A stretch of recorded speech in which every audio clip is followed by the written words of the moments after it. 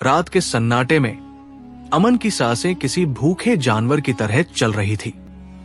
उसके हाथ, जो कभी कारखाने में मशीनें बड़ी कुशलता से चलाते थे, आज सिर्फ खाली गिलास थामने के लिए कंपा रहे थे। शराब, ये सिर्फ एक लत नहीं थी, ये एक काला साया था जिसने उसके हंसते खेलते संसार को निगल लिया था। बाहर चांदनी थी, मगर अमन की दुनिया में सिर्फ अंधेरा था। उसे याद आया आज का दिन। उसकी छोटी बेटी ज़ारा का जन्मदिन था।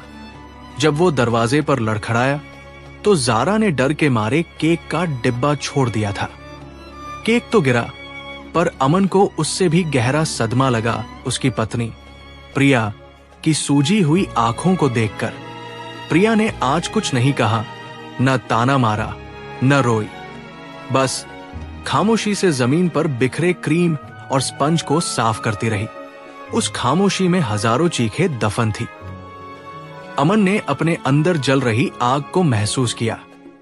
ये आग शराब की नहीं, बल्कि पश्चाताप की थी।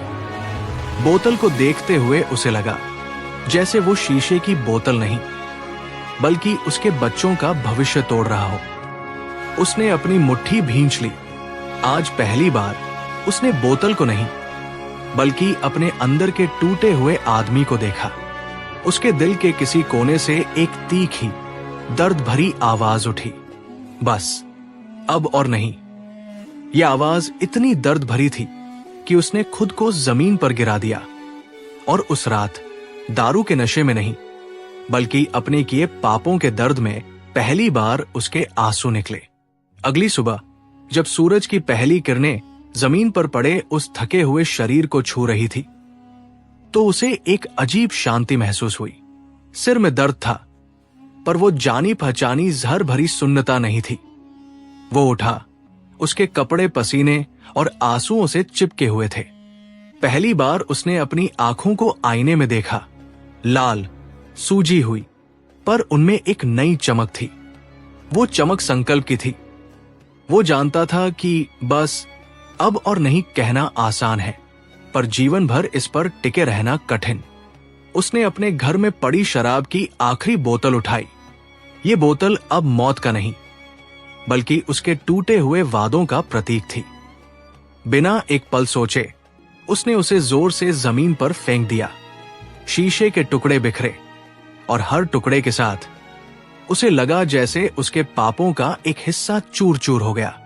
इस बार उसने खुद से नहीं, बल्कि उस टूटे हुए घर की दीवारों से वादा किया। उसकी आवाज में दर्द था, पर दृढ़ता भी थी। आज से मैं जिंदा हूं। मैं वापस आ रहा हूं अपने बच्चों के लिए। ये आखिरी आंसू था जो मैंने बहाया है। अब सिर्फ मेहनत का पसीना बहेगा। वो रात उसके लिए एक भीषण अग्नि परीक्षा थी। जिस्म का हर रेशा शराब की अनुपस्थिति में चीख रहा था। ठंड लगने, पसीना आने और भयानक दर्द के बीच उसने बिस्तर की चादर को कसकर पकड़ लिया। हर पल नशे के राक्षस से लड़ा। ये नशा छोड़ने का दर्द था, जो बरसों के गुनाहों की सजा बनकर सामने आया था। उसने अपने दांत भींच लिए, नहीं, अब नहीं। लेकिन जब सुबह हुई तो कई वर्षों में पहली बार उसने अपनी आंखें बिना किसी नशे की धुंध के खोली। उसकी पलकें भीग गई, मगर ये आंसू कमजोरी के नहीं, बल्कि मुक्ति के थे। वो लड़खड़ाता हुआ बच्चों के कमरे की ओर गया।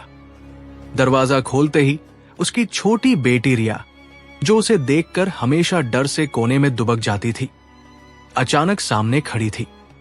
उसे देखते ही रिया का मासूम चेहरा डर से सफेद पड़ गया।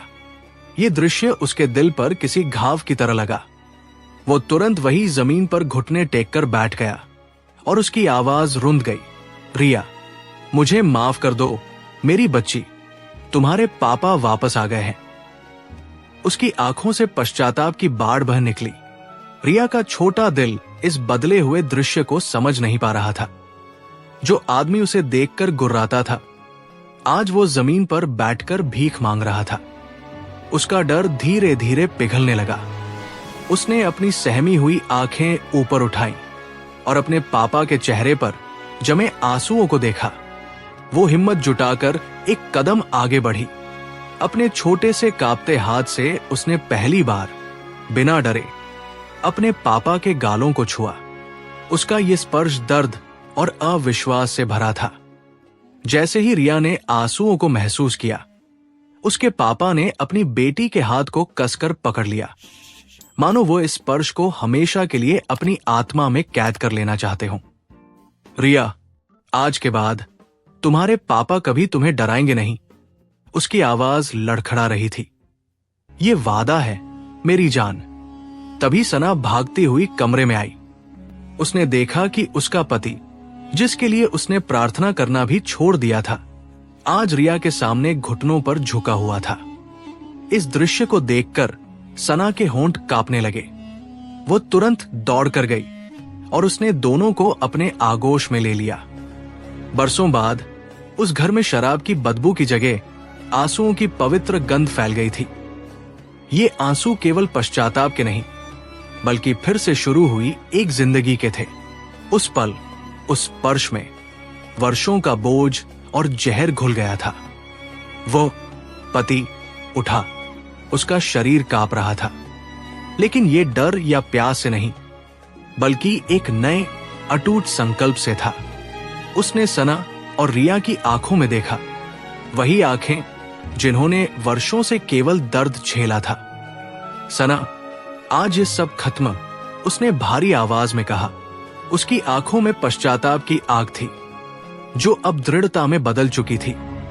वो सीधे उस स्टोर रूम की ओर बढ़ा, जहां उसके घिनौने अतीत के निशान, शराब की बोतलें छिपी रहती थी। सना और रिया चुपचाप उसके पीछे आई, सांसें थामे। उन्हें डर था कि कहीं ये केवल क्षणिक भावुकता न हो। लेकिन जैसे ही उसने एक एक करके उन बोतलों को पकड़ना शुरू किया और उन्हें फर्श पर पटककर तोड़ना शुरू किया, कांच टूटने की आवाजें चीखों जैसी थी, जो उसके पुराने स्व को तोड़ रही थी। वो तब तक नहीं रुका जब तक कि आखिरी बूंद फर्श पर फैल नहीं गई। ये तुम्हारा कल था, जिसे मैंने आज चूर चूर कर दिया। उसने टूटे हुए कांच को देखते हुए फुसफुसाया। सना ने देखा, उसका पति अब खुद को सजा दे रहा था। इस बार वो हारी हुई नहीं, बल्कि जीती हुई पत्नी की तरह दौड़ कर गई और उसने अपने पति को कसकर गले लगा लिया। शराब की आखिरी बदबू अब फर्श पर पड़ी थी, जिसे हमेशा के लिए धोना बाकी था। ये लड़ाई अब सिर्फ उसकी नहीं थी, ये उनका साझा भविष्य था। सना के आंसुओं की गर्माहट उसके सीने पर फैल गई, जिसे उसने बरसों से खोखला कर रखा था। उसने भी अपनी पत्नी को उतनी ही जोर से जकड़ लिया, जैसे कोई तूफान से बचने के लिए आखिरी सहारे को पकड़ता है। सना, ये बस शुरुआत है। उसकी आवाज में एक अजीब सी शांति थी, जो चीखने के बाद आती है। रास्ता लंबा है और मेरा शरीर ये आसानी से हार नहीं मानेगा। हम मिलकर लड़ेंगे। सना ने उसके गालों पर अपने हाथ रखे। उसकी आंखें लाल थी, पर उनमें अब लाचारी नहीं, समर्पण की चमक थी। मैं तुम्हारी ताकत बनूंगी। मैंने तुम्हें तब भी प्यार किया जब तुम नशे में थे, और अब तो तुम वापस आ रहे हो। लेकिन उस रात सुकून की नींद उनकी चौखट तक नहीं पहुंची। सुबह होने से पहले ही उसके शरीर ने विद्रोह करना शुरू कर दिया। ठंडे पसीने की बूंदें माथे पर जमा हो गई, नसें खींचने लगी और एक चीख उसके गले में अटक गई। ये तलब थी, वो शैतान जिसे उसने खुद अपने भीतर पाला था।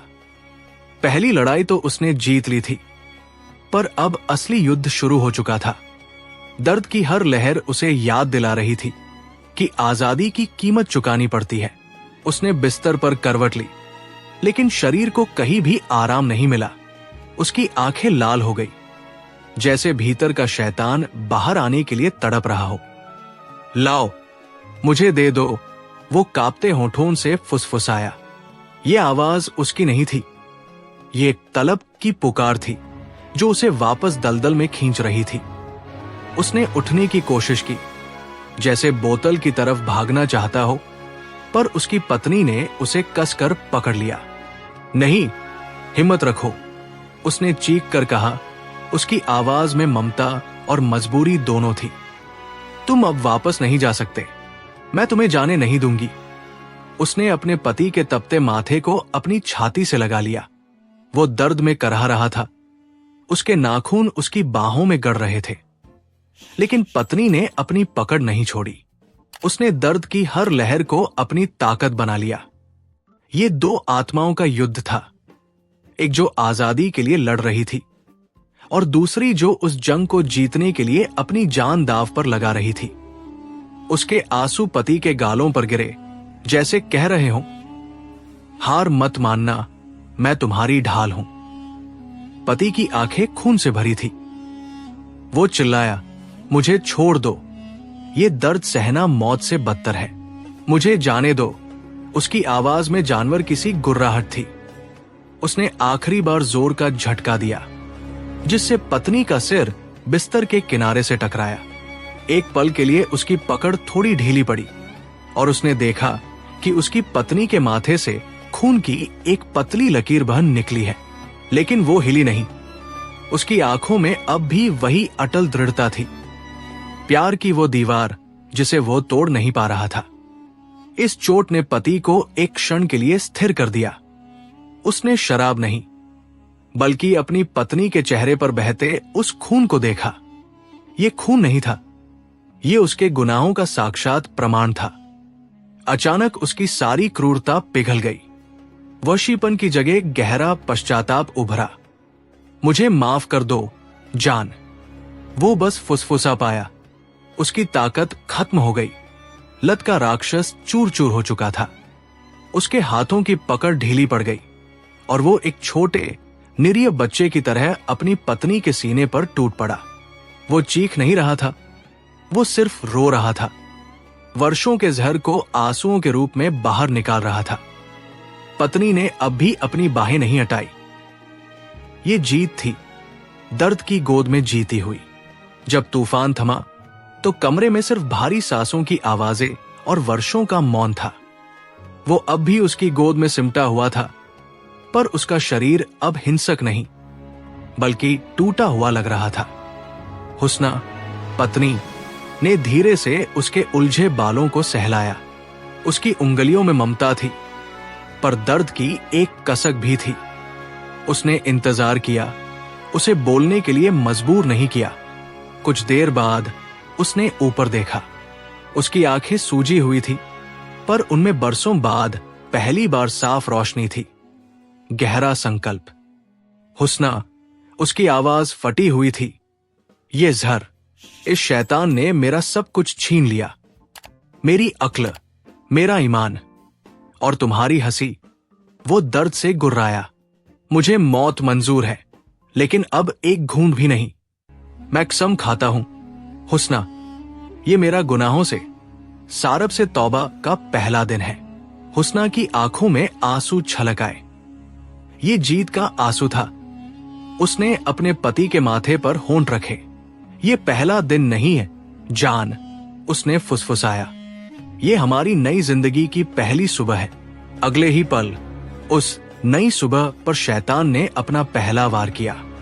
उस तौबा की गर्मी अभी ठंडी भी नहीं हुई थी कि उसकी नसंस में एक भयानक चीख उठी। सालों से जिस जहर की आदत थी, शरीर ने उसके लिए बगावत कर दी। उसके हाथ पांव कांपने लगे।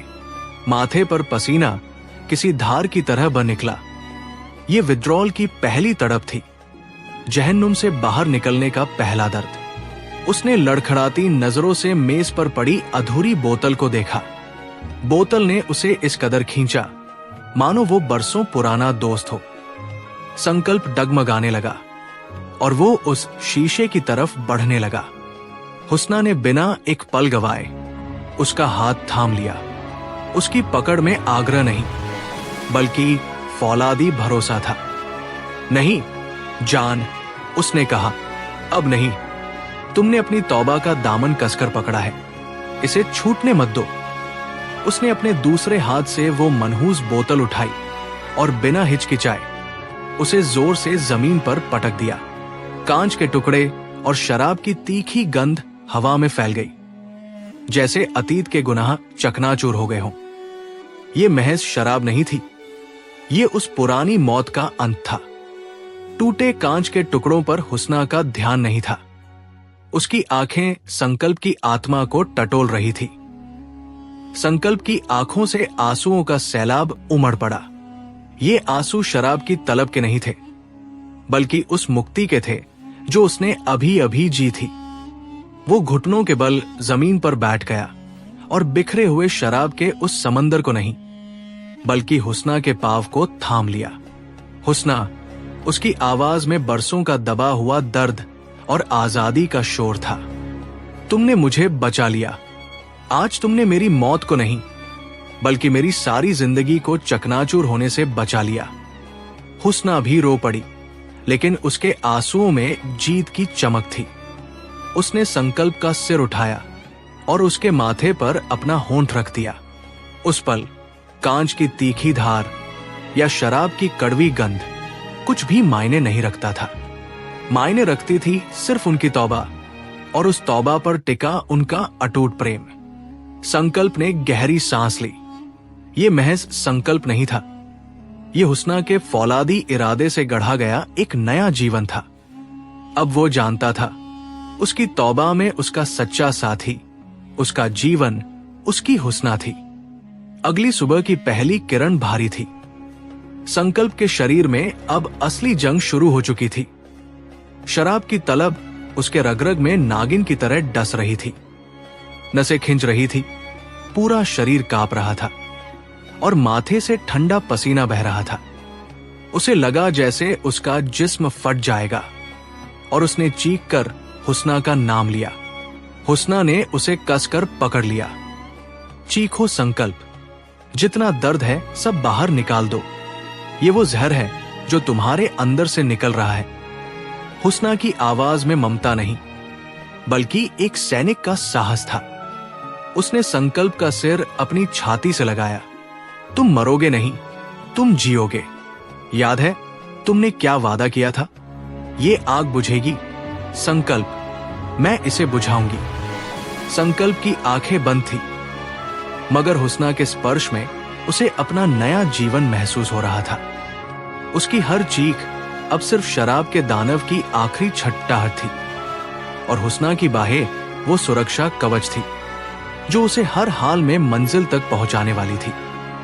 चीखें धीरे धीरे एक भारी कराह में बदली, और फिर एक गहरी लंबी सांस के साथ सब कुछ शांत हो गया। संकल्प का शरीर बेजान सा हुस्ना की बाहों में ढह गया। वो अब चीख नहीं रहा था, बस जोर जोर से कांप रहा था। हुस्ना ने उसे कसकर पकड़ा रहा, जब तक कि उसने महसूस नहीं किया कि वो कंपन भी थम रहा है। ये चीखों का अंत नहीं था, ये शराब के अंतिम प्रहार का अंत था। पूरी रात हुस्ना ने पलक नहीं झपकी। जब भोर की पहली किरण खिड़की से छनकर संकल्प के चेहरे पर पड़ी, तो उसने धीरे से अपनी आंखें खोली। दर्द था, मगर उस दर्द के ऊपर अब एक अजीब सी शांति छाई थी। पहली बार उसने दुनिया को बिना उस भयानक धुंध के देखा जो शराब ने बना रखी थी। उसकी आंखें सीधी हुस्ना पर टिकी, जो पास की कुर्सी पर बैठी सो गई थी। उसके गालों पर आंसुओं के सूखे निशान थे। संकल्प ने अपना कांपता हाथ उठाया और धीरे से हुस्ना के चेहरे को छुआ। यह स्पर्श सिर्फ आभार का नहीं था, यह पश्चाताप और एक नए जन्म का वादा था। वह जानता था वो बच गया था, और यह हुस्ना की जीत थी। संकल्प का हाथ जैसे ही हुस्ना के गालों से टकराया, वो चौंक कर उठी। उसकी पलकों पर उम्मीद और भय दोनों थे। उसने देखा संकल्प की आंखें सूजी हुई थी, मगर उनमें वो भयानक खालीपन नहीं था, जिसकी जगह अब गहरा पश्चाताप था।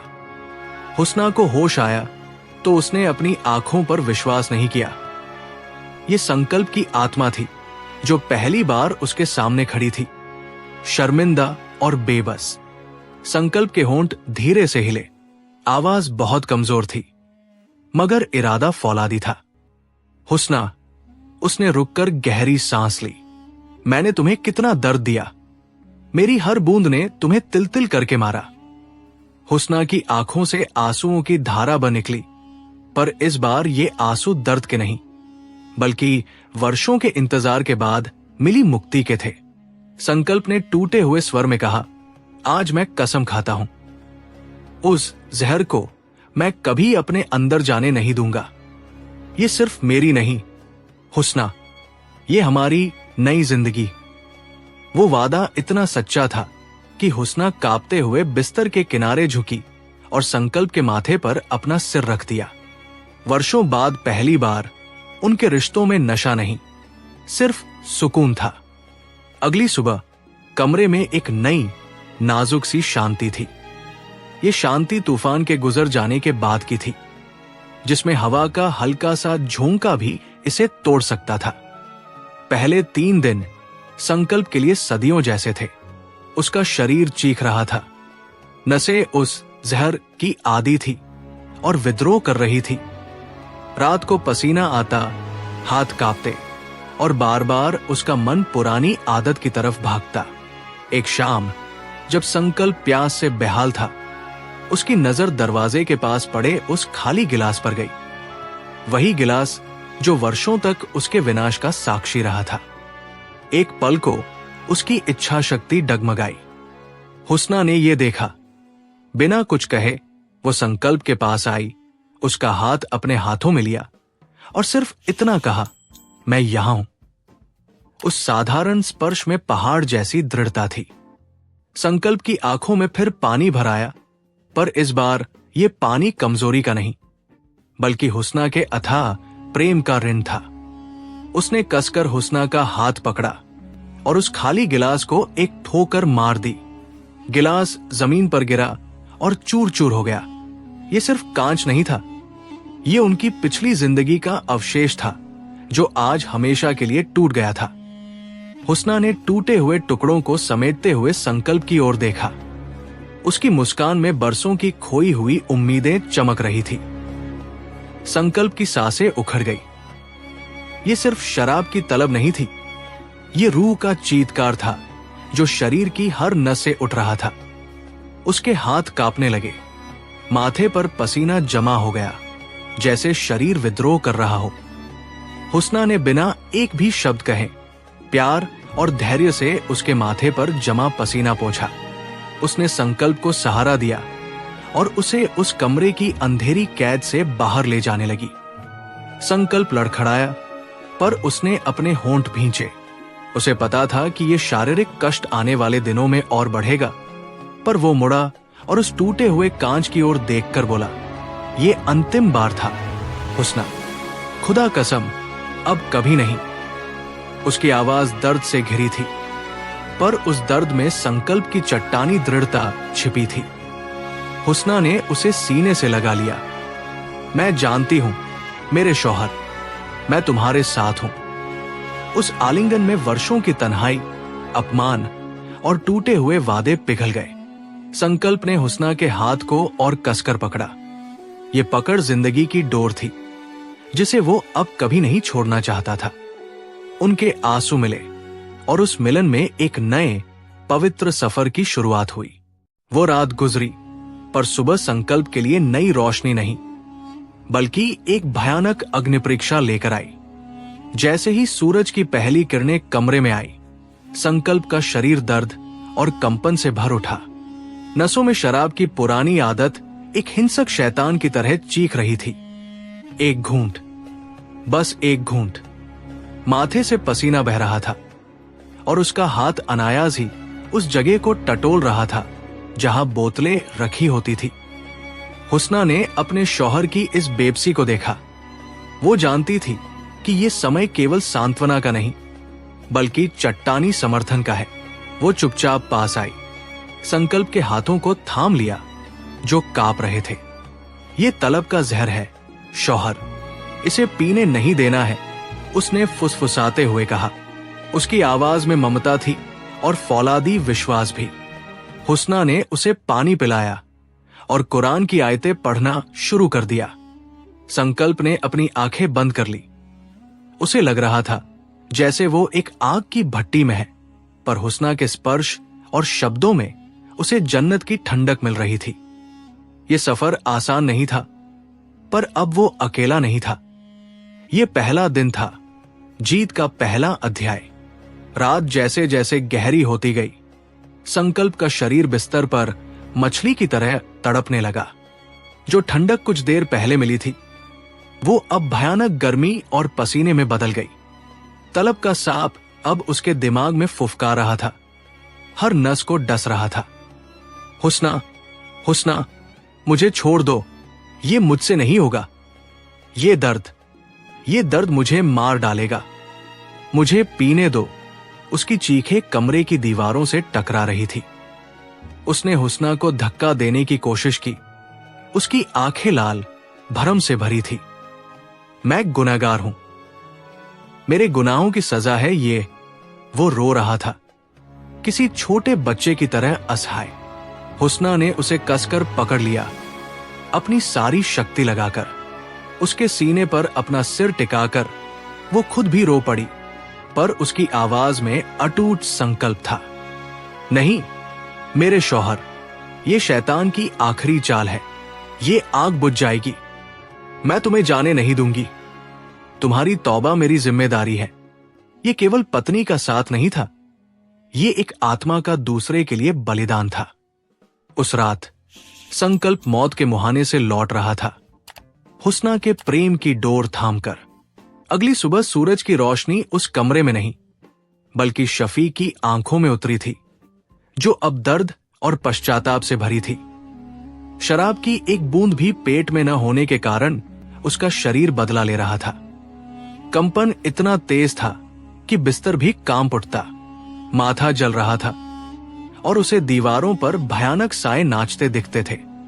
ये केवल नशा नहीं छूट रहा था, बल्कि वर्षों से जमा शैतान उसके रगों से बाहर निकलने की कोशिश कर रहा था। हुस्ना ने एक पल के लिए भी उसका हाथ नहीं छोड़ा। वो नजरों से दर्द को सहती थी। शफीक चीखता था, हुस्ना, मुझे छोड़ दो, मैं तुम्हें तकलीफ दे रहा हूं। पर हुस्ना सिर्फ गर्म पानी की पट्टी बदलती और धीमे से उसके कान में फुसफुसाती, तुम्हारी तौबा पवित्र है शौहर। ये दर्द उसी पवित्रता की कीमत है। मैं तुम्हारे साथ हूं। उसकी आवाज में ममता थी, जो मौत के डर को भी भगाने की ताकत रखती थी। शफीक के लिए वो दर्द अब सजा नहीं, बल्कि मुक्ति का पहला कदम बन गया था।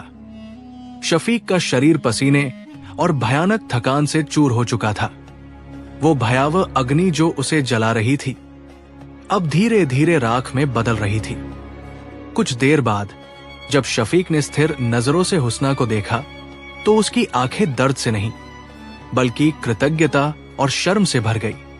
हुस्ना का चेहरा आंसुओं से भीगा था, पर उसके होठों पर एक अलौकिक संतोष की लकीर थी। हुस्ना, शफीक की आवाज सिर्फ एक फुसफुसाहट थी, जैसे बरसों से सोई हुई आत्मा पहली बार जाग रही हो।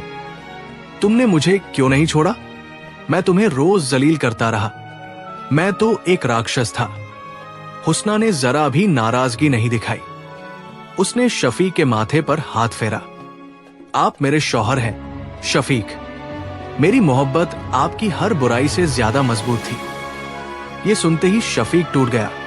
उसने अपने कमजोर हाथों से हुस्ना का हाथ थाम लिया और उसे अपने सीने से लगा लिया। वो चीखें जो थोड़ी देर पहले शैतान के निकलने की थी, अब सच्चे तौबा के सैलाब में बदल गई।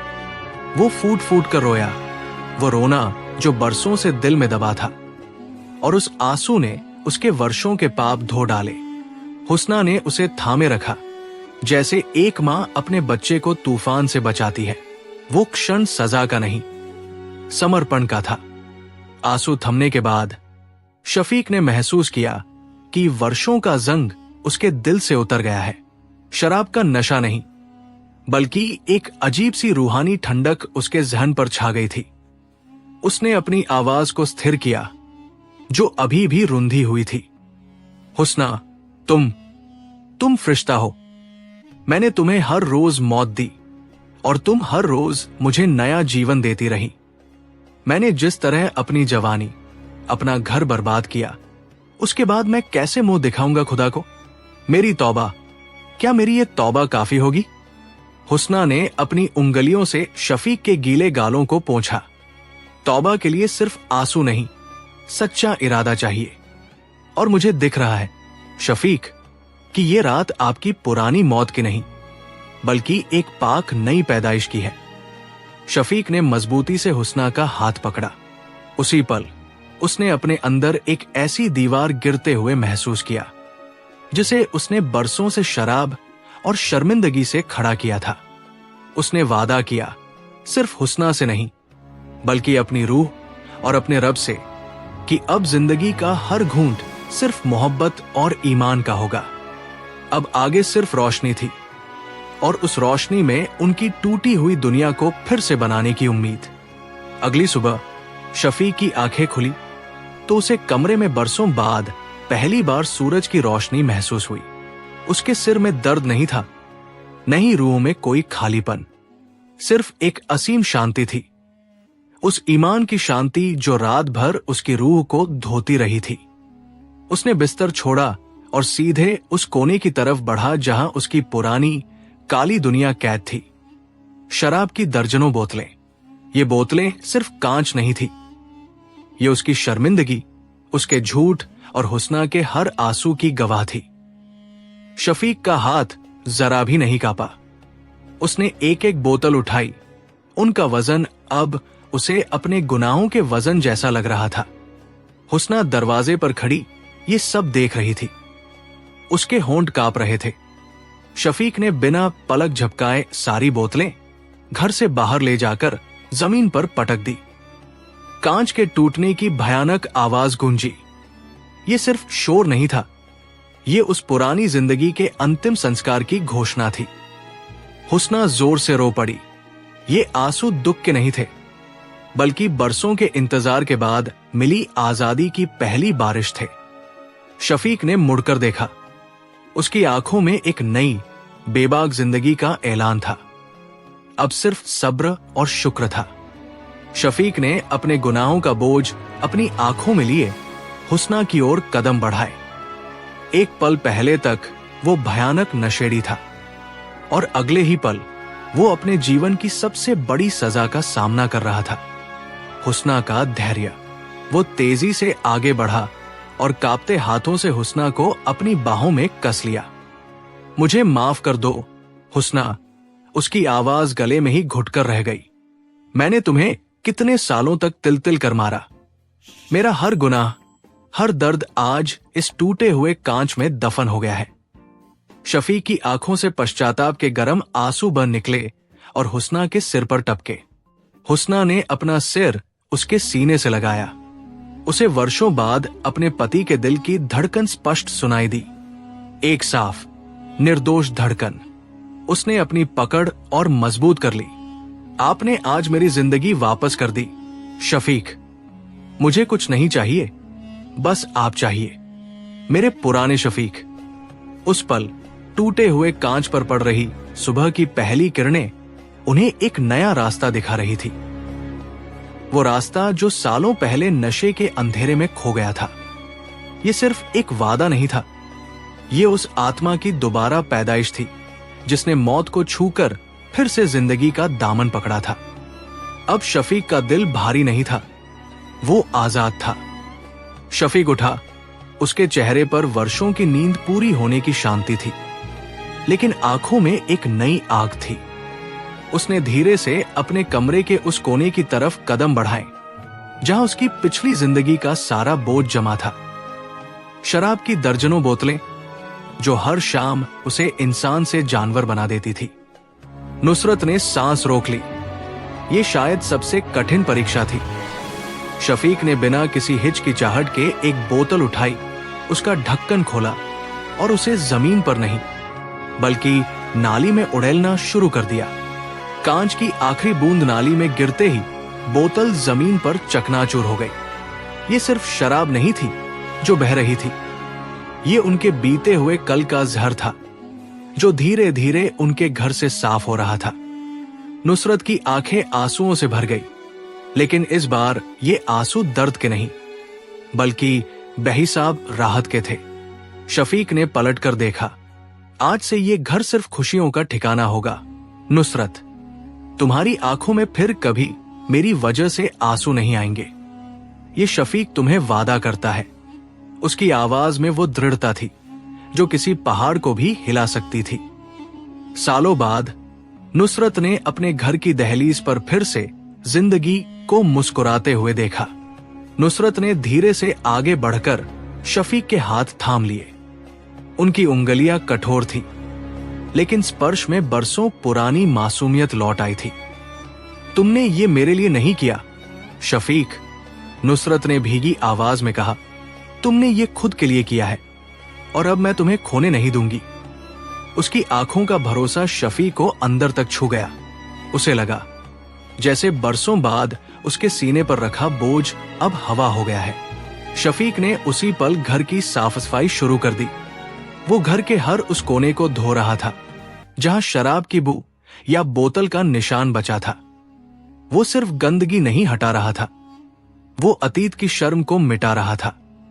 शाम होते होते जब अजान की आवाज आई तो शफीक सीधे उस कोने की तरफ बढ़ा जहां बरसों से उसकी नमाज की चटाई धूल फाक रही थी। उसने वजू किया। जैसे ही उसने अल्लाहु अकबर कहा, नुसरत जमीन पर बैठ गई। ये आवाज सिर्फ इबादत की नहीं थी, ये उस जिंदगी के फिर से शुरू होने की घोषणा थी जिसकी उम्मीद में उसने सालों गुजारे थे। उस रात उस घर की छत के नीचे जो सुकून उतरा वो 7 आसमानों की दौलत से भी ज्यादा कीमती था। अगली सुबह शफीक उस चिरपरिचित सिरदर्द के बिना जागा जो शराब की लत का इनाम हुआ करता था। उसकी आंखें खुली तो उनमें एक नई चमक थी, न कि पिछली रातों की उदासी। नुसरत ने उसे चाय दी। उसने पहली बार देखा कि शफीक की हथेलियां कांप नहीं रही थी, नहीं उसकी सांसों से कोई बदबू आ रही थी। आप ठीक है? नुसरत ने डर और आशा के बीच अटकी आवाज में धीरे से पूछा। शफीक ने उसकी आंखों में देखा जहां बरसों पुराना डर अब आंसुओं की नमी से बदल गया था। नुसरत, उसने भारी लेकिन स्थिर आवाज में कहा, आज मैं सिर्फ एक रात का शफीक नहीं हूं, मैं वो नया शफीक हूं जिसे अल्लाह ने तुम्हें वापस दिया है। उसने कुरान उठाया जिसे उसने सालों से छुआ तक नहीं था। जब उसने तिलावत शुरू की तो घर की दीवारों को लगा जैसे उन्हें बरसों बाद शुद्ध हवा मिली हो। नुसरत वहीं कोने में बैठकर रोने लगी। ये आंसू दुख के नहीं थे, ये बरसों की दुआओं के कबूल होने का शोर था। ये उस औरत की जीत थी जिसने अपने घर को बचाने के लिए अपमान और इंतजार की आग में खुद को जलाया था। उस सुबह उन्होंने महसूस किया कि सच्चा नशा शराब में नहीं बल्कि सुकून और इबादत में छिपा था। शफीक के चेहरे पर बरसों बाद एक ऐसी शीतलता आई थी जैसे तपती जमीन पर बेमौसम बारिश पड़ गई हो। जब वो शाम को घर लौटता तो अब दरवाजे पर आने वाली वो शराब की नहीं बल्कि ताजे वुजू, पवित्रता की खुशबू होती थी। नुसरत हर शाम दरवाजे पर खड़ी रहती और उसे लगता जैसे वो अपनी खोई हुई दौलत को हर रोज फिर से कमा रही है। मगर पुरानी लत का साया और शैतान इतना कमजोर नहीं था कि यूं ही हार मान लेता। एक रोज काम से लौटते समय पुराने साथी उसे एक सुनसान नुक्कड़ पर मिल गए। अरे शफीक, कहाँ गुम हो? आज छोटी पार्टी है। उन्होंने ठंडी बोतलें लहराई। शफीक के हाथ कांपे। बरसों पुरानी तलब ने कलेजे में एक भयंकर लहर पैदा की। मगर तभी उसे नुसरत की इंतजार करती आंखें और इबादत का सुकून याद आया। उसने मजबूती से अपना सर हिलाया। नहीं दोस्तों, अब मेरी पार्टी कहीं और लगती है। उसकी आवाज में वो दृढ़ता थी जो नुसरत ने बरसों से नहीं सुनी थी। जब उसने घर आकर ये वाकया नुसरत को बताया तो वो शफीक के कदमों पर गिरकर फूट फूट कर रो पड़ी। ये आंसू अब सिर्फ जीत के नहीं थे बल्कि उस भरोसे के थे कि ये वापसी सिर्फ एक दिन की इबादत नहीं बल्कि पूरी जिंदगी का सच्चा वादा था। उस पल शफीक ने महसूस किया कि तौबा का स्वाद शराब के किसी भी कड़वे जाम से ज्यादा मीठा होता है। उस रात शफीक और नुसरत ने वर्षों बाद सुकून की नींद सोई। अगले कुछ दिन ऐसे थे जैसे शफीक किसी इम्तिहान से गुजर रहा हो, एक कड़ा इम्तिहान। पुरानी आदतें जमीन में दबी घास की तरह थी, जो मौका मिलते ही सिर उठाने लगती थी। एक शाम व्यापार में बड़ा नुकसान हुआ, सिर में भयानक दर्द उठा और पुरानी तलबी ने जोर मारा। उसका शरीर अनजाने में उस पुरानी गली की तरफ मुड़ने लगा, जहां की रोशनी उसे वर्षों तक खींचती रही थी। हाथ जेब में गया, उस पैसे को टटोलने के लिए जो आमतौर पर पहली बोतल पर खर्च होता था। लेकिन इस बार जेब में पैसे की जगह उसे नुसरत का लिखा एक छोटा सा कागज मिला। उस पर सिर्फ एक आयत लिखी थी, इंसान कमजोर है मगर उसका रब हर ताकत पर हावी है। उस आयत को पढ़ते ही शफीक के जिस्म में एक ठंडी लहर दौड़ गई। वो वहीं रुका, आंखों में नमी आ गई। उसने उस पैसे को निकालकर एक गरीब को दिया और बार की ओर जाने वाले रास्ते को पलटकर मस्जिद की ओर चल दिया। उस पल शफीक ने जाना कि तौबा सिर्फ शराब छोड़ना नहीं, बल्कि हर कमजोरी को खुदा के हवाले कर देना है। उसकी ये दृढ़ता नुसरत के लिए किसी जन्नत से कम नहीं थी। मस्जिद के ठंडे फर्श पर कदम रखते ही शफीक को पहली बार सच्ची और गहरी शांति का एहसास हुआ। उसके जहन से शराब की वो पुरानी तलब उस धुएं की तरह गायब हो गई जो हवा में घुल जाता है। उसने वजू किया, हर बूंद के साथ मानो उसके अंदर का मैल धुल रहा हो। जब वो सजदे में गिरा तो उसके होंठों से कोई शब्द नहीं निकला, बस एक सिसकी जो पिछले 10 सालों की घुटन, शर्म और बेबसी का बोझ ढो रही थी। उसने महसूस किया कि जमीन कितनी मजबूत है और वो कितना कमजोर था। माफ कर दे मेरे मौला, उसने फुसफुसाया।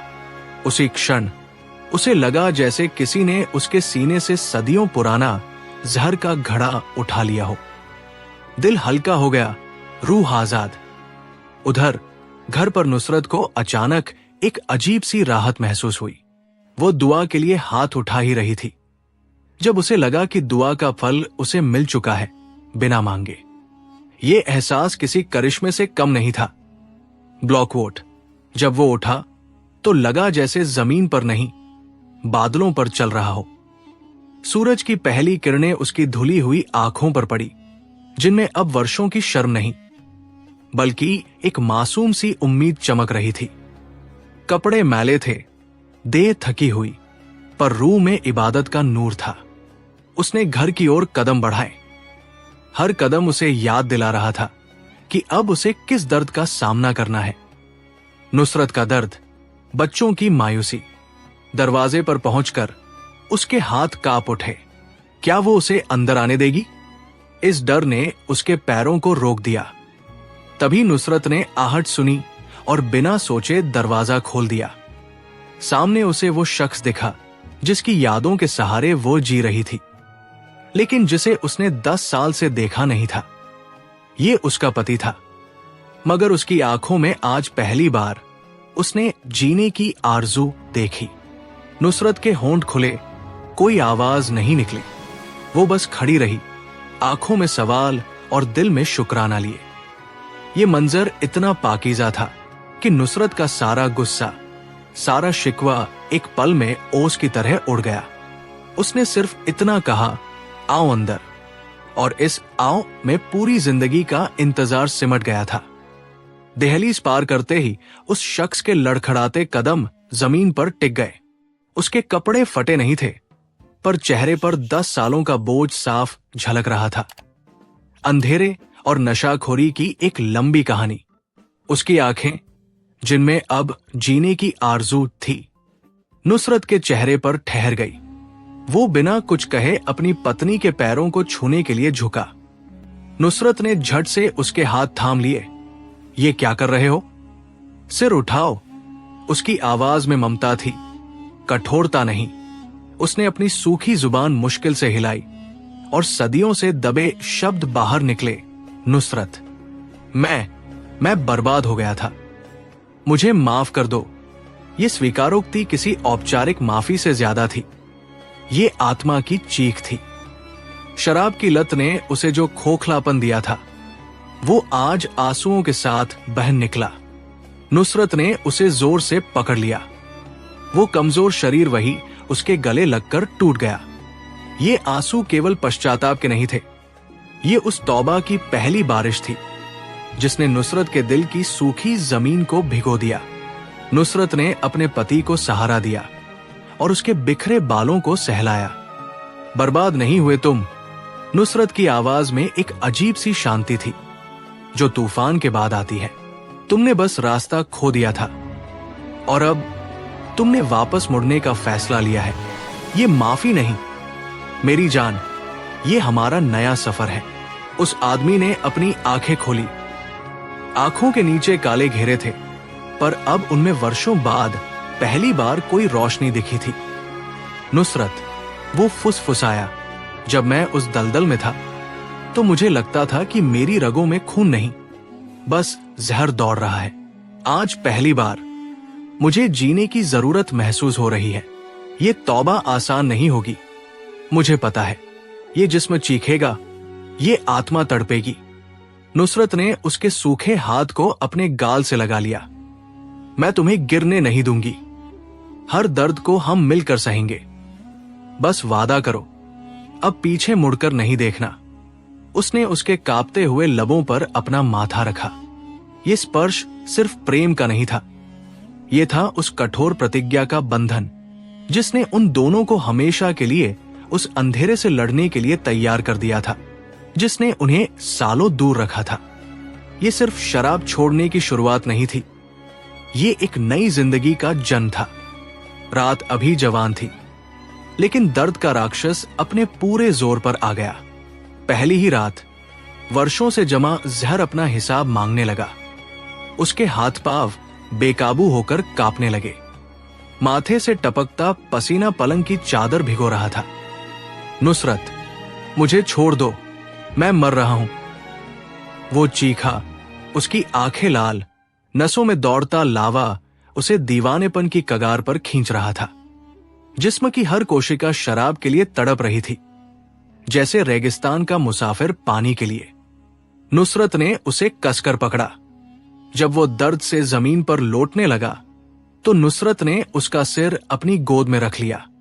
वो न रोई न डरी, बस उसके माथे को सहलाती रही।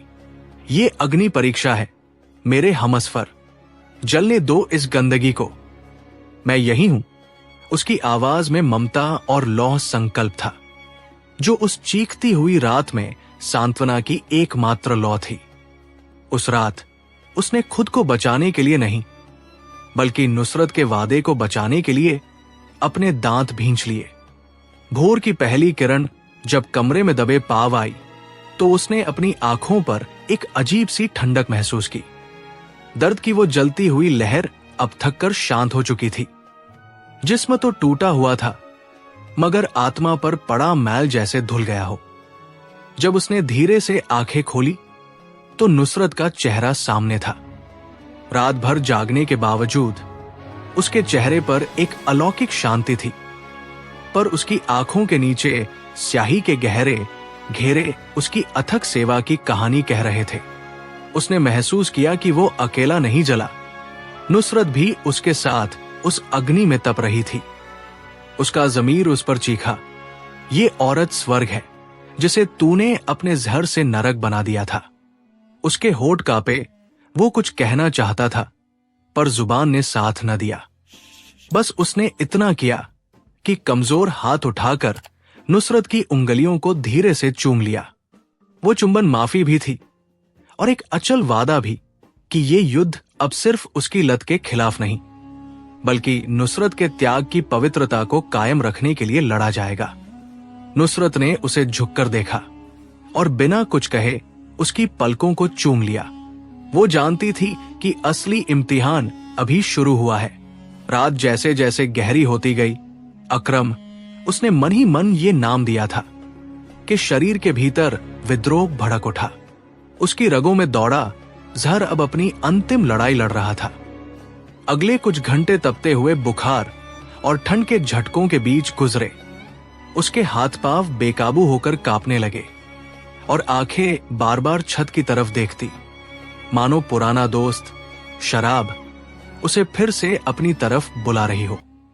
ये दर्द सिर्फ शारीरिक नहीं था, ये आत्मा का चीत्कार था। एक पल आया जब अकरम ने हिंसक तरीके से नुसरत को दूर धकेल दिया और बिस्तर से उठने की कोशिश की। छोड़ दो मुझे, मैं मर जाऊंगा नुसरत, मुझे बस एक घूंट चाहिए। उसकी आवाज में एक भूखे जानवर की बेबसी थी। नुसरत ने अपने आंसू पी लिए। उसने अकरम के पागल होते हुए सिर को फिर से अपनी गोद में भर लिया। नहीं मेरे शौहर, ये मौत नहीं, ये जिंदगी है जो शुरू हो रही है, उसने फुसफुसाया। और उस रात नुसरत की गोद ही अकरम का इकलौता शिफाखाना थी। जब सूरज की पहली सुनहरी किरणें खिड़की से कमरे में दाखिल हुई तो उन्होंने एक थकेहारे अकरम को देखा जो पसीने और बेबसी में डूबा हुआ था। कई घंटों की अर्ध बेहोशी के बाद जब उसकी आंख खुली तो उसने खुद को नुसरत की गोद में पाया। नुसरत की आंखें सूजी हुई थी, रातों की नींद और दर्द से लाल, मगर उसके चेहरे पर शिकन नहीं थी, बल्कि एक शांत दृढ़ता थी। अकरम ने धीरे से अपना सिर हटाया। उसके हाथ कांप रहे थे। उसने पहली बार नुसरत को पत्नी के रूप में नहीं, बल्कि उस कठोर सत्य के आईने के रूप में देखा जिसने उसे बचा लिया था। नुसरत, अकरम की आवाज गला सूख जाने के कारण बस एक फुसफुसाहट थी। इस एक शब्द में महीनों की शर्मिंदगी और एक रात का नया अनजाना आभार छिपा था। नुसरत ने बिना कुछ कहे एक गिलास पानी और थोड़ा सा सूप उसकी तरफ बढ़ाया। बोलने की जरूरत नहीं है मेरे शौहर, उसने कहा। उसकी आवाज में ममता थी, लेकिन लोहे जैसी मजबूती भी।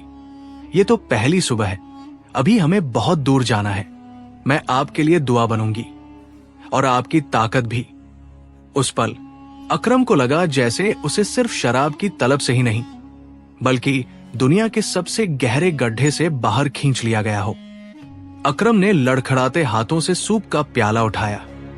हर घूंट उसके गले से उतरते ही उसे लग रहा था जैसे वो कोई भोजन नहीं, बल्कि अपनी पिछली जिंदगी की जिल्लत निगल रहा है। नुसरत, उसने फिर कहा, इस बार थोड़ी स्पष्टता थी। मैंने तुम्हें इतना दर्द दिया है कि शायद ये जिंदगी भी तुम्हारा कर्ज नहीं चुका पाएगी। नुसरत ने उसकी आंखों में झांका, जहां पहली बार उसने शराब की भयानक लाली की जगह एक भीगी हुई सच्चाई देखी। उसने प्यार से उसका कांपता हुआ हाथ थामा। कर्ज की बात छोड़िए मेरे शौहर, बस इतना याद रखिए कि जिस रोज आप फिर से उस बोतल की तरफ देखेंगे, उस दिन आप सिर्फ शराब नहीं पी रहे होंगे, आप मेरा और अपनी तौबा का खून कर रहे होंगे। ये बात अकरम के कलेजे में तीर की तरह लगी। उसने सूप का प्याला नीचे रखा और दीवार की तरफ मुंह कर लिया। उसके पूरे शरीर में एक भयानक बेचैनी शुरू हो चुकी थी। ये दारू की पहली तलब थी जिसने उसके रगरेशे को जकड़ना शुरू कर दिया था। मुझे डर लग रहा है नुसरत, उसकी आवाज फिर टूट गई। ये तलब मुझे मार डालेगी, मरने मैं नहीं दूंगी, नुसरत ने बिना हिले जवाब दिया। लेकिन उसकी आंखों में दर्द का एक सैलाब उमड़ आया था। हर दर्द की कीमत होती है और इस पाक तौबा की कीमत ये तड़प ही है। नुसरत के शब्द अभी पूरे भी नहीं हुए थे कि अकरम की रगें जैसे आग से तप उठीं। उसके हाथ पांव थरथरा रहे थे। उसने चादर कसकर पकड़ ली, लेकिन ठंड और गर्मी का अजीब संगम उसे अंदर से चीर रहा था। ये तलब अब सिर्फ बेचैनी नहीं थी, वो एक वहशी जानवर बनकर उसके दिमाग पर नाखून मार रही थी। नहीं नुसरत, मैं नहीं कर सकता, मुझे जाने दो। अकरम चीखा और पलंग से जमीन पर कूद पड़ा। उसकी आंखें लाल थी, उनमें पानी नहीं, सिर्फ जहर पीने की भयानक भूख दिखाई दे रही थी। वो बेतहाशा दरवाजे की तरफ भागा। इससे पहले कि वो चौखट पार करता, नुसरत ने बिजली की तेजी से उसे पीछे से थाम लिया। उसकी पकड़ लोहे जैसी मजबूत थी, जैसे वो किसी पवित्र मन्नत को टूटने से रोक रही हो। नहीं अकरम, तुम बाहर नहीं जाओगे, मैं तुम्हें अपनी कसम देती हूं। अगर तुम इस दरवाजे से गुजरे तो वापस तुम्हें नुसरत नहीं मिलेगी। उसकी आवाज में ममता नहीं, बल्कि एक हारी हुई जंग का अंतिम कठोर संकल्प था। या तो वो बचेगा या वे दोनों तबाह हो जाएंगे। अकरम वही जमीन पर धड़ाम से गिर पड़ा और बच्चों की तरह रोने लगा। नुसरत ने उसकी पीठ पर से अपनी पकड़ ढीली की, लेकिन वो दूर नहीं हटी। वो जमीन पर घुटनों के बल बैठ गई और अकरम के आंसुओं से भीगे चेहरे को अपने हाथों में ले लिया। उसकी आंखों में अब धमकी नहीं, बल्कि सदियों का थका हुआ प्यार झलक रहा था। वो प्रेम जो खुद को बचाने के लिए क्रूर हो गया था। इन आंसुओं को बहने दो अकरम। उसकी आवाज अब सिर्फ फुसफुसाहट थी, जैसे वो कोई पवित्र मंत्र पढ़ रही हो। ये मैल धो रहे हैं तुम्हारी रगों से उस जहर का, और मेरे दिल से उस डर का, जो हर शाम तुम्हें उस दरवाजे की तरफ खींचता था। उसने अकरम के कांपते होठों को छुआ। जब तुमने कहा था कि तुम अब और नहीं जी सकते, तो क्या तुम जानते थे कि तुम किसे मार रहे थे? तुम उस पिता को मार रहे थे जिसका बेटा अब भी तुम्हें हीरो समझता है। आज मेरे शौहर, अगर तुम्हें मरना ही है तो उस नशेड़ी अकरम को मारो, और हमारे लिए, हाशा और महक के लिए एक नए अकरम को पैदा करो। ये सुनकर अकरम की हिचकियां सिसकियों में बदल गई। उसने पहली बार अपनी पत्नी की आंखों में हार नहीं, जीत का इंतजार देखा। ये शराब से पहले उसका सबसे बड़ा दर्द था, और शराब से उसकी पहली तौबा भी। अकरम एकदम सीधा तनकर खड़ा हुआ। उसकी आंखें लाल थी, पर अब उनमें नशे का उन्माद नहीं, बल्कि एक कठिन लौहसा संकल्प धधक रहा था। उसने बिना एक भी शब्द कहे लड़खड़ाते हुए कदमों से घर के कोने में रखी शराब की आखिरी बोतल उठाई। वो बोतल नहीं थी, वो उसके पतन का प्रतीक थी, जिसने उसके परिवार को सालों तक बंधक बनाकर रखा था। अगले ही पल एक भयानक आवाज आई। अकरम ने पूरी ताकत से उस बोतल को आंगन की दीवार पर दे मारा।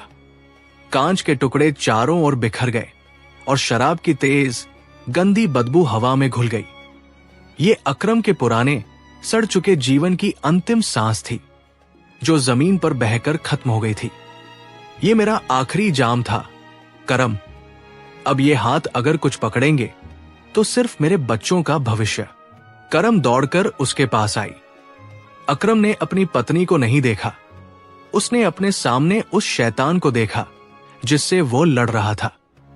पहली बार अकरम कांप रहा था, लेकिन ये ठंड या नशे की तलब नहीं थी, ये तौबा का बुखार था।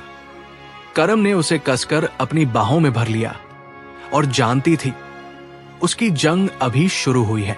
ये वो रात थी जब शराब का नशा उतरा और जिंदगी का कड़वा सच दर्द बनकर उसके रगों में दौड़ने लगा। अकरम का शरीर ऐंठ रहा था।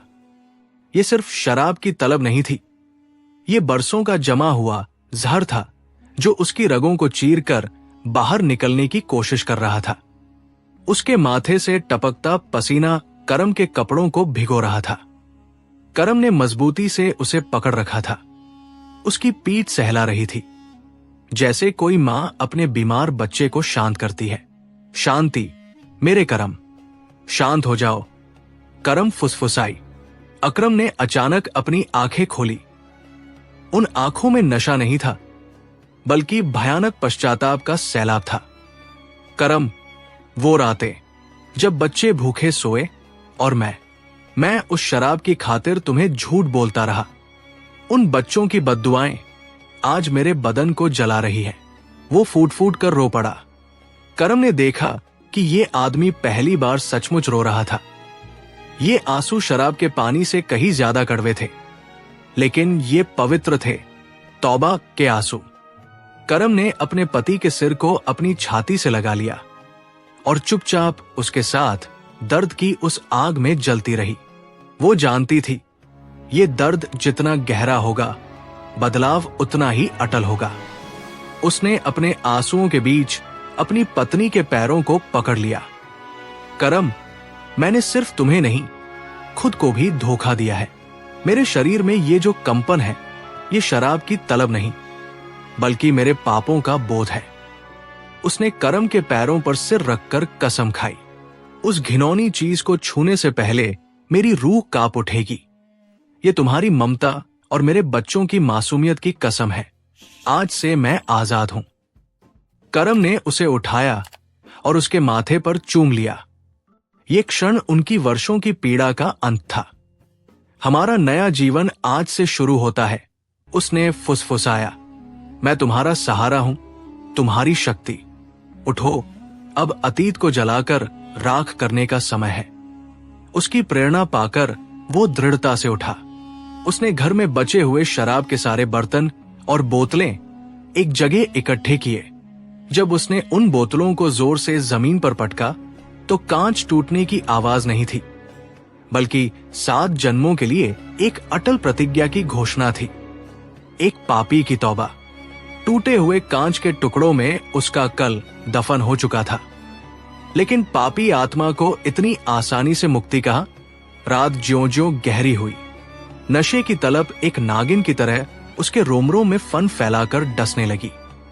शरीर थरथरा रहा था, माथे पर पसीना था, मगर आंखें सूखी थी। ये तड़प किसी दर्द से कम न थी। ये वही नर्क था जिससे वो भागना चाहता था। करम ने देखा, उसके पति का शरीर तो उसके पास था, पर आत्मा अभी भी उस जहरीली गिरफ्त में फंसी थी। वो पास आई, अपने ठंडे हाथों से उसके जलते माथे को सहलाया। ये अग्नि परीक्षा है, उसने कांपते होठों में फुसफुसाया।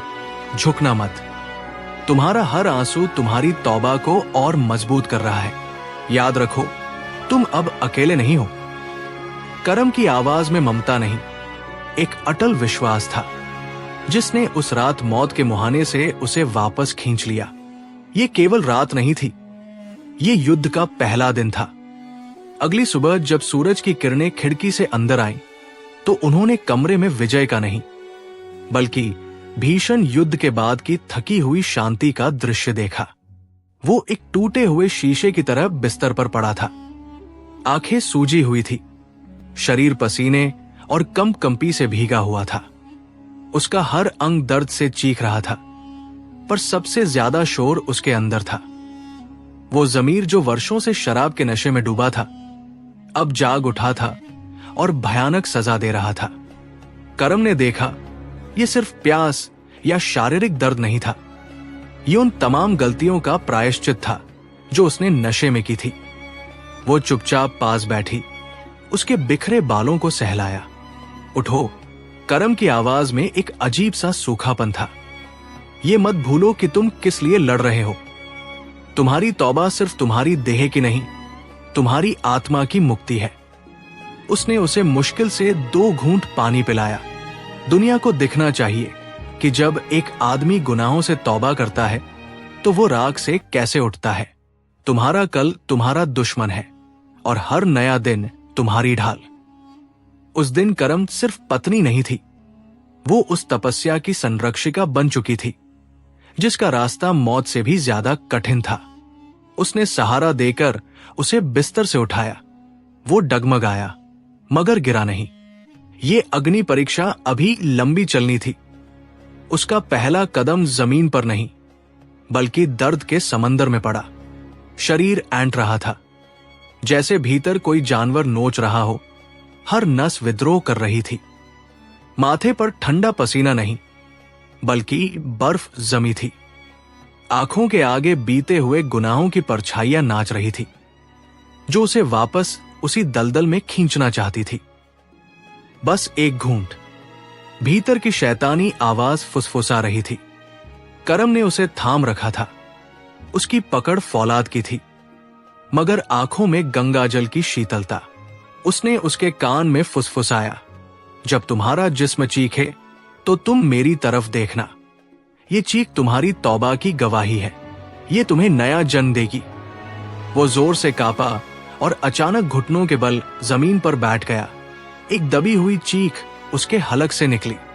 वो शराब के लिए नहीं रो रहा था, वो अपनी खोई हुई आत्मा के लिए रो रहा था, जिसे वापस पाने के लिए उसे अपनी देह को दांव पर लगाना पड़ रहा था। करम ने उसे उठाया नहीं, बल्कि वही उसके पास बैठ गई, उसके कांपते हाथों को अपने हाथों में लेकर। यह सिर्फ एक आदमी का संघर्ष नहीं था, ये दो आत्माओं का संयुक्त युद्ध था, जो पाप पर प्रेम की विजय की कहानी लिखने निकला था। करम के हाथों की सादगी भरी गर्मी उसे एक अजीब सी ढाल दे रही थी, जैसे वर्षों के बर्फीले तूफान के बाद किसी ने उसे आग के पास बिठा दिया हो। उसने अपनी आंखें खोली। पहली बार उन आंखों में खोखलापन नहीं था, वहां दर्द की गहरी खाई थी। हां, लेकिन दर्द के पीछे सच्चाई और शर्म का एक नया बोध था। उसने करम के हाथों को भींच लिया, मानो वो उसे खोना नहीं चाहता हो। करम, उसकी आवाज टूटी हुई थी, मैंने तुम्हें कितना दुख दिया, मैं इस तौबा के काबिल भी नहीं हूं। करम ने उसके होठों पर अपनी उंगली रखी। आंसू अब उसके चेहरे पर बह रहे थे।